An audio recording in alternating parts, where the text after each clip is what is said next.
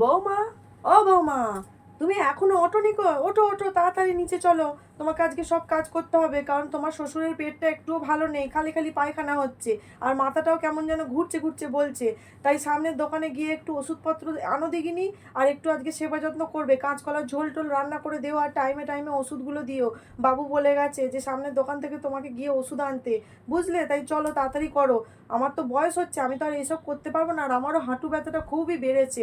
তাই তোমাকে তো এগুলো করতে হবে, তোমার এগুলো দায়িত্ব কর্তব্য, তোমার শ্বশুর শাশুড়ির সেবা করা। তাই তুমি তাড়াতাড়ি চলো, এগুলো করতে হবে। ও, ও আচ্ছা, বাবার শরীর খারাপ। আচ্ছা ঠিক আছে মা, আপনি যান, কোনো চিন্তা করবেন না, আমি যাচ্ছি, গিয়ে এক্ষুনি ওষুধ এনে দিচ্ছি, সব কাজও করে দিচ্ছি। চলুন যাচ্ছি আমি। মা, একটা কথা বলবো? হ্যাঁ বলো। মা, আগের দিন যখন আমার মায়ের শরীর খারাপ করেছিল, আমি আপনাকে বলেছিলাম যে আমি একটু ওই বাড়ি যাবো, আমার মায়ের শরীরটা খুব খারাপ করেছে। তখন আপনি বললেন যে তোমার বাবা একাই পারবেন এইসব দায়িত্ব পালন করতে, তোমার যাওয়ার কোনো প্রয়োজন নেই।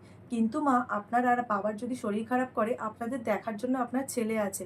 আমি না থাকলেও আপনার ছেলে আপনাদের দেখতে পারবে।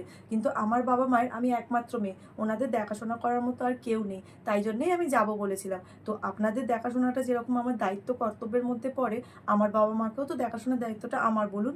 তাই দয়া করে বলছি মা, এবার আমার বাবা মায়ের শরীর খারাপ করলে অন্তত সেই সময়টুকু আমাকে যেতে দেবেন। কারণ আমার যেমন এখানে দায়িত্ব কর্তব্যগুলো পালন করতে হয়, আমার ওখানেও পালন করাটা উচিত বলে আমার মনে হয়। আচ্ছা আচ্ছা, আর বলতে হবে না, আমি বুঝে গেছি। আমি যেতে দিইনি, এটা আমার দোষ, তো এটা আমি অপরাধ করে ফেলেছি, বড় অপরাধ। আচ্ছা ঠিক আছে, আর কোনোদিনও বাধা দেবো না বাবা। বাবা রে বাবা। মা, আপনি কথাটা ভুল। ভগবান, কি বোঝাতে চাইলাম আর উনি কি বুঝলো? আসলে কিছু কিছু এরকম আর বুঝো একগুঁয়েমি শাশুড়ির জন্যই না আজকে সংসারগুলো এরকম অবস্থা।